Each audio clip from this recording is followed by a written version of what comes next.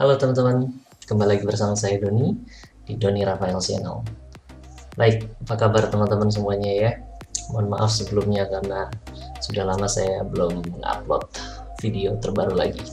Baik, pada kesempatan kali ini saya akan coba untuk membuat sebuah series sertifikasi internasional dari Mikrotik yang bernama Mikrotik MT Sena. Jadi MT Sena ini merupakan sertifikasi pada Mikrotik di level fundamental. MT Sena itu sendiri singkatan dari Mikrotik Certified Network Associate. Ya, jadi nanti ini saya buatkan beberapa seriesnya, mulai menggunakan apa itu Mikrotik, kemudian bagaimana cara melakukan instalasinya, kemudian bagaimana cara melakukan basic configuration, tools-tools apa saja yang nantinya kita bisa gunakan, kemudian ada implementasi dari bridge, switch, EOIP, routing, firewall, kemudian kita berbicara juga tentang quality of service yaitu bandwidth management sampai ke VPN. Oke, pada kesempatan kali ini ya saya akan membahas tentang bridge concept dan implementasinya menggunakan emulator yang bernama GNS3. Jadi semua praktikum yang saya lakukan nanti akan dilakukan di emulator yang bernama GNS3. Baik teman-teman, nggak kerasa ini ternyata saya buat rekamannya jam 12 malam ya, jam 12 lebih 10. Kenapa saya buat malam? Karena kalau siang, sore, sampai maghrib bahkan ya, anak-anak masih pada aktif. Oke, jadi saya buat ini di malam hari biar kondisinya tenang. Baik teman-teman, kita akan bahas tentang bridge concept dan implementasinya menggunakan GNS3.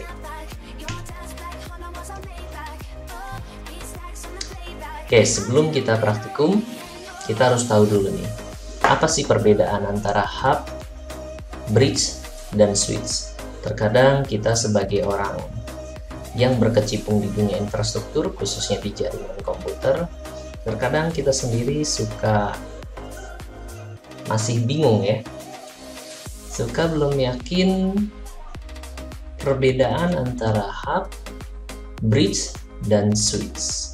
Baik, kita akan coba masuk ke teorinya dulu karena teori tanpa praktek kita omong kosong, praktek tanpa teori nantinya akan menjadi sesat. Apa itu hub? Hub is a repeater. Hub itu sebenarnya adalah repeater. Repeater sendiri di sini adalah penguat sinyal. The message sent by one host is sent to all other hosts. Pada hub, ketika ada satu host mengirimkan pesan secara broadcast ke host lain, maka setiap host yang ada di port tersebut itu akan menerima pesan broadcastnya. Hub ini sangat rentan untuk di sniff atau diintip datanya ya. Kemudian hub ini dia bekerja pada layer 1, belum menggunakan yang namanya MAC address atau layer 2. One of the simplest ways to create a network.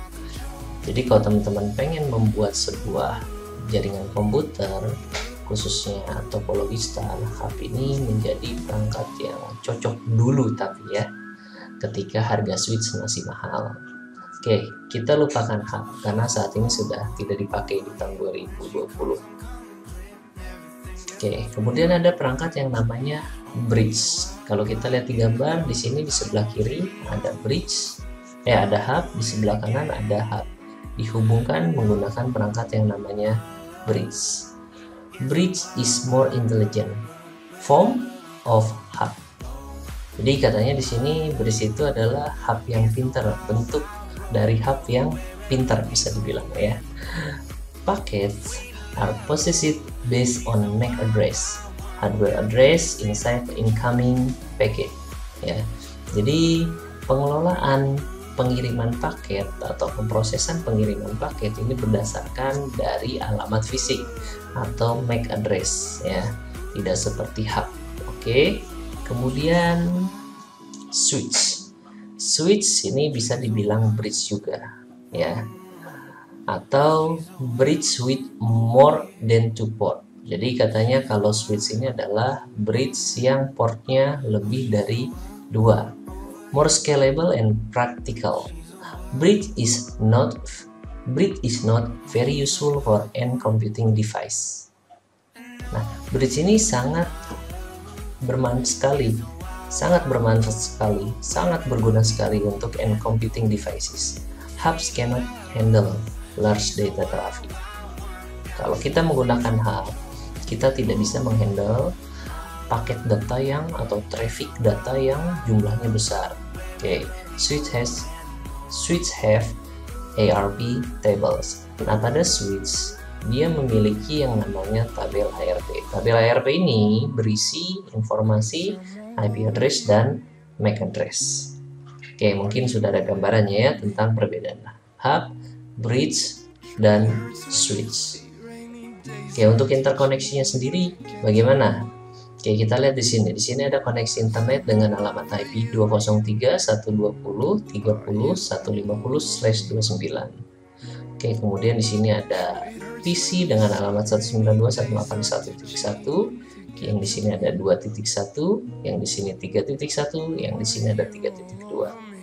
Perlu kita ketahui ya, pada Ether 1, 2, 3 dia merupakan root network. Artinya setiap port yang ada di sini dia berdiri sendiri. Ya, artinya teman-teman harus menggunakan IP yang networknya berbeda antara port 1, 2 dengan 3. Ya. Berbeda jika perangkat mikrotik ini kita fungsikan sebagai bridge. Ya, jika kita fungsikan sebagai bridge, maka seakan-akan port yang berbeda ini, yang tadinya tidak boleh kita menggunakan segmen yang sama, sekarang ini justru harus menggunakan segmen yang sama. Kita bisa lihat di sini alamatnya 3.1 dan yang satu lagi 3.2 ya. Jadi ini merupakan satu network.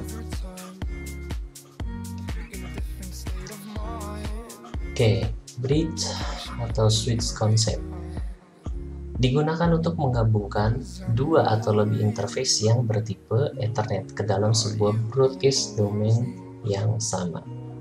Ya, proses ini dilakukan di OSI layer 2, yaitu layer data link.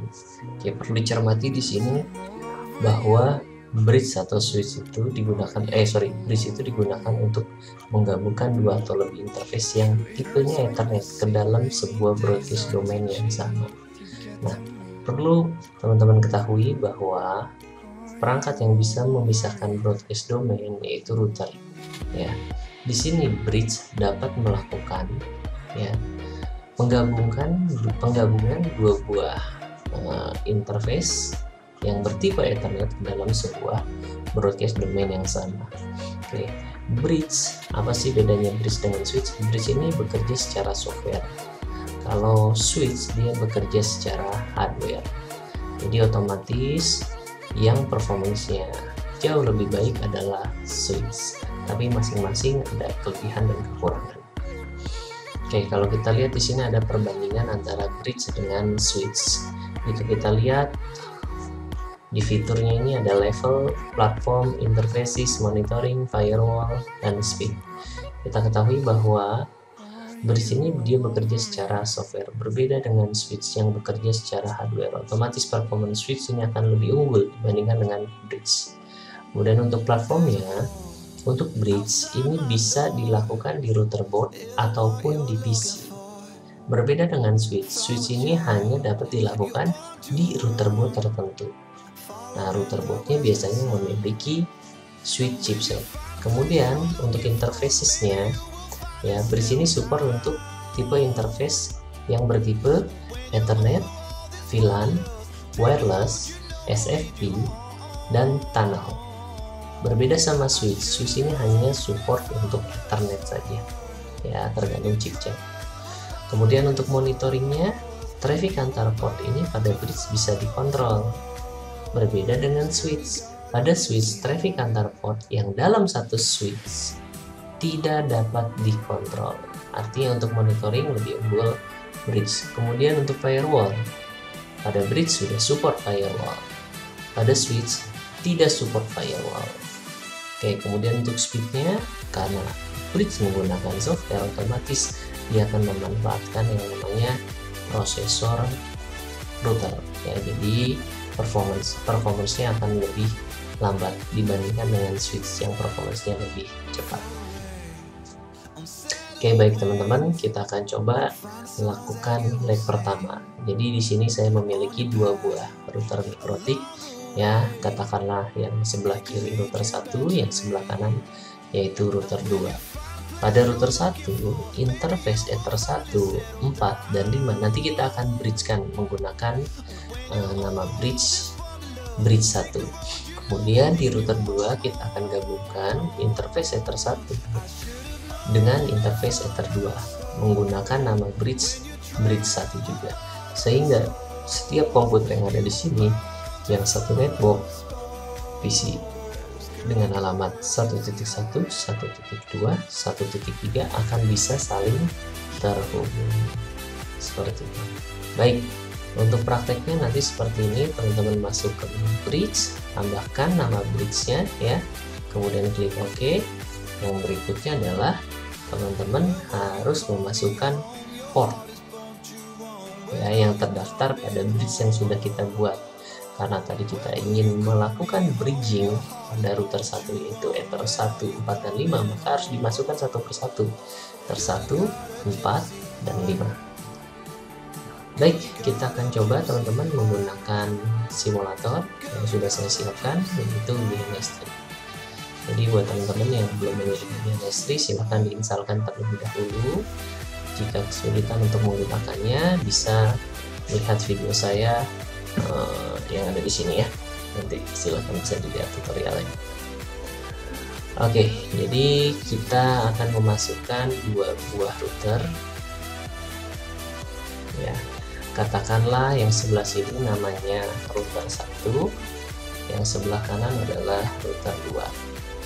Nah, router ini nanti akan kita fungsikan sebagai bridge untuk beberapa port.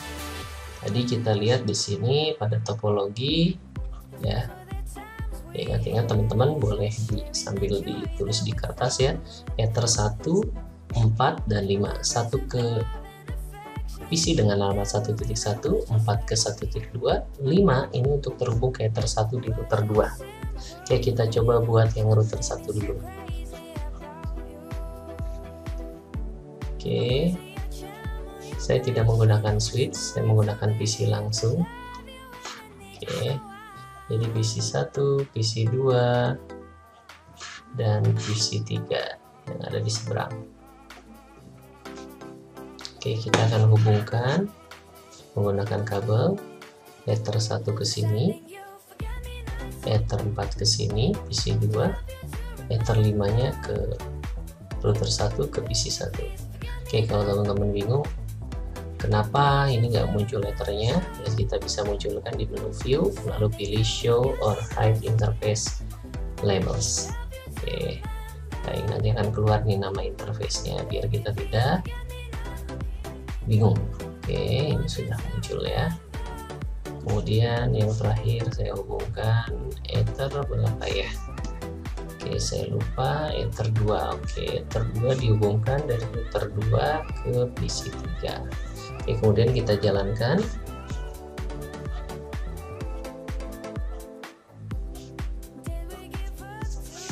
Baik, untuk alamatnya yang di sini PC ini 192.168.1.1/24. Oke, jadi 1.2 satu network. Kalau pada router ini haram hukumnya ya. Ether 1 dengan Ether 4 berada dalam satu network itu tidak boleh. Ya, hukum dalam jaringan komputer. Oke, di sini alamat 3.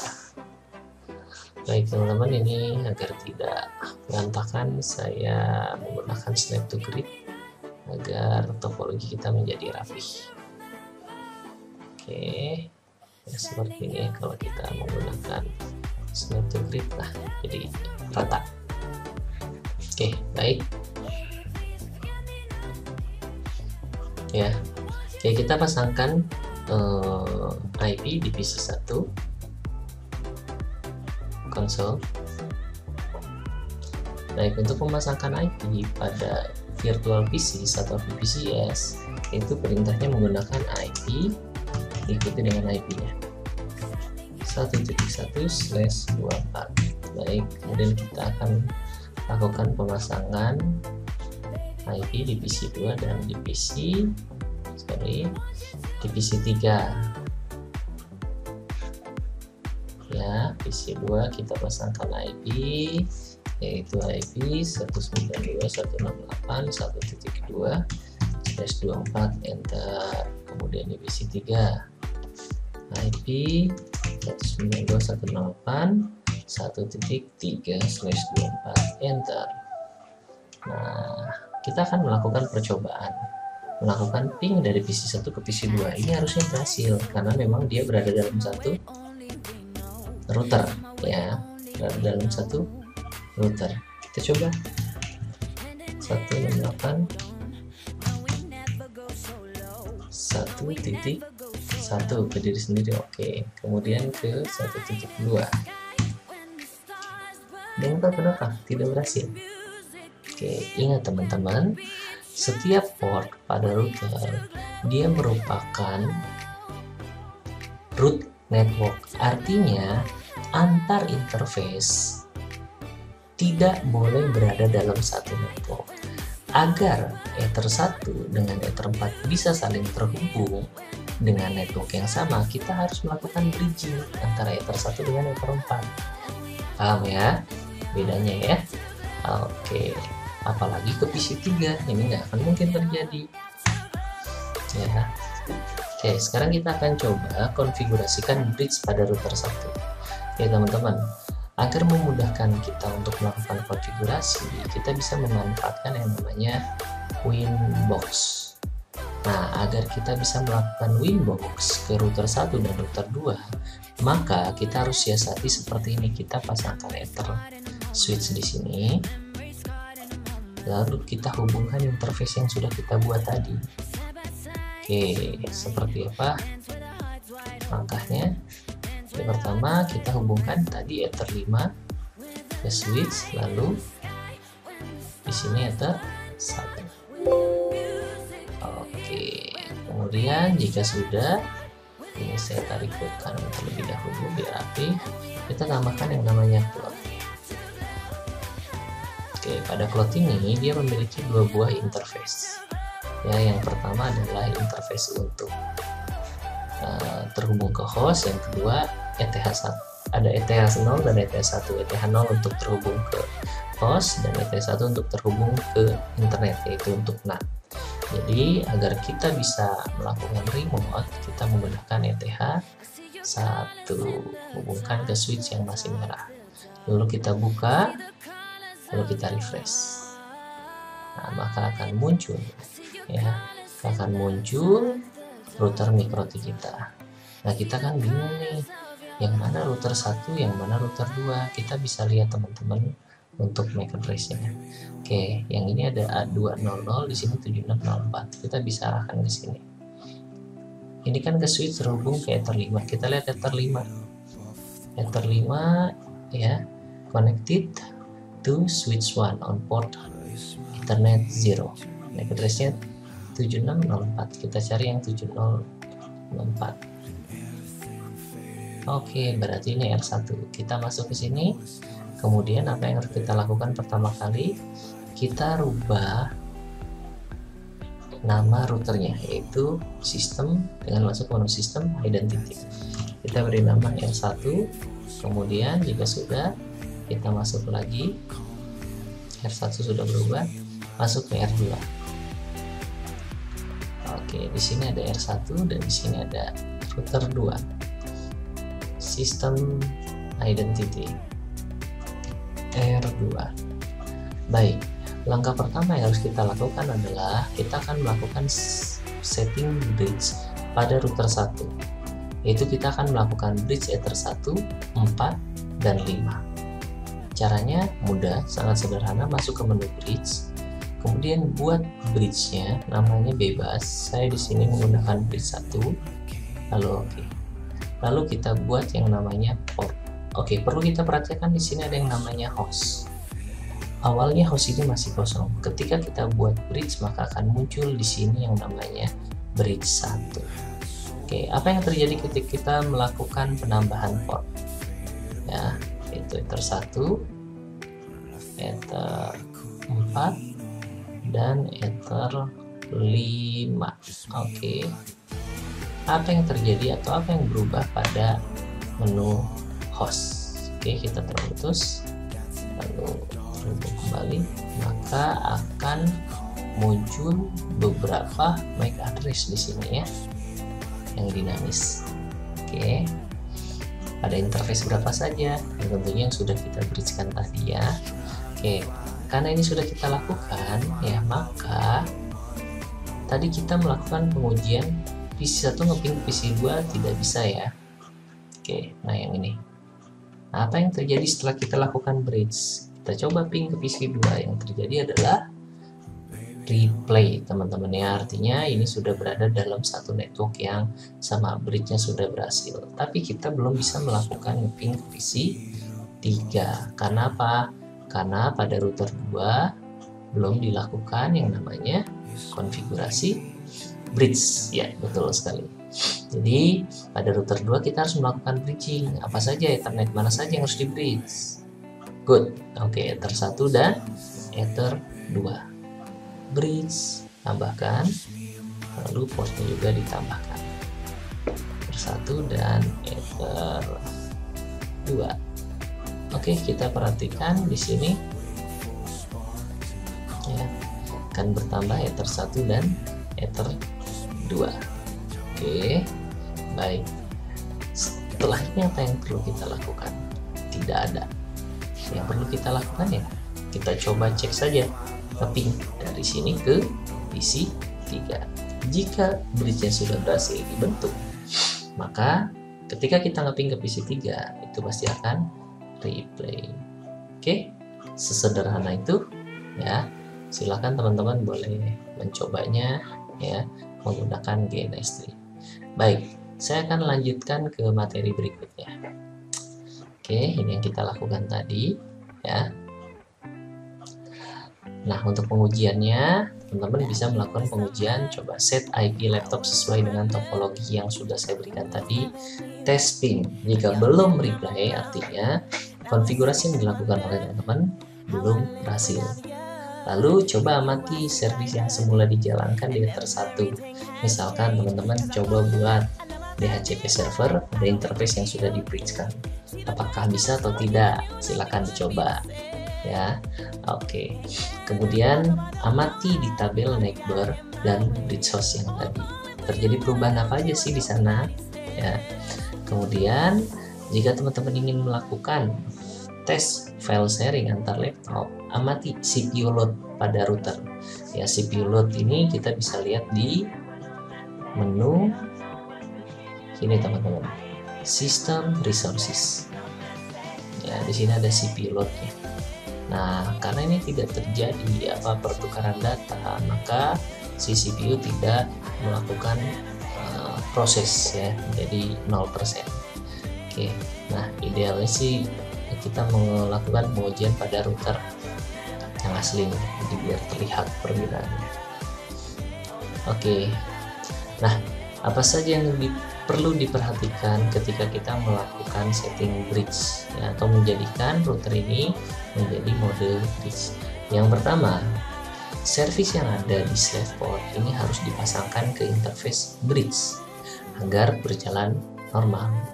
Kemudian wireless mode yang support untuk di-bridgingkan itu teman-teman bisa lihat yang seperti itu: AP bridge, bridge, station WDS, station pseudo bridge, station pseudo bridge clone, station bridge, dan WDS. Nah, kemudian ada juga nih tunnel yang bisa disupport oleh bridging, yaitu EOIP atau EOIP. Nah, perlu diketahui juga EOIP ini proprietorinya MikroTik, artinya hanya ada pada perangkat MikroTik.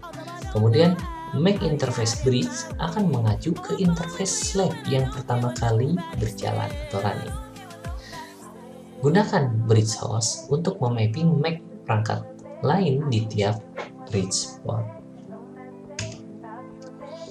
Oke, nah spanning tree protocol atau rapid spanning tree protocol. Secara default pada router microtik, rapid spanning tree protocol ini sudah aktif ya.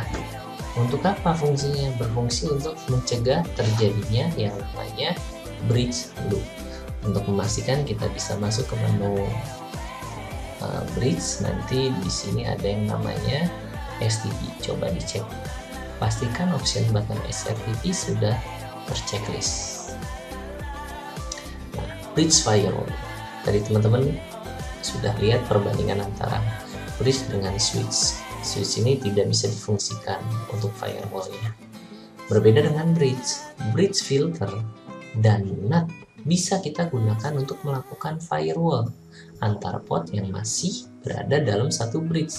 Dengan catatan, nah, teman-teman harus mengaktifkannya terlebih dahulu. Di mana? Masuk ke menu setting, lalu pilih atau checklist use IP firewall, lalu klik ya. Aktifkan use IP firewall jika traffic antar portnya ingin diatur di layer network atau layer 3 ya. Oke, itu saja yang bisa saya sampaikan untuk teori dan praktek lab contoh prakteknya. Untuk lab berikutnya di sini saya punya topologi seperti ini ya. Ini tugas untuk teman-teman, boleh sharing-sharing, kalau kebingungan boleh tanya di kolom komentar ya. Apa yang harus dilakukan?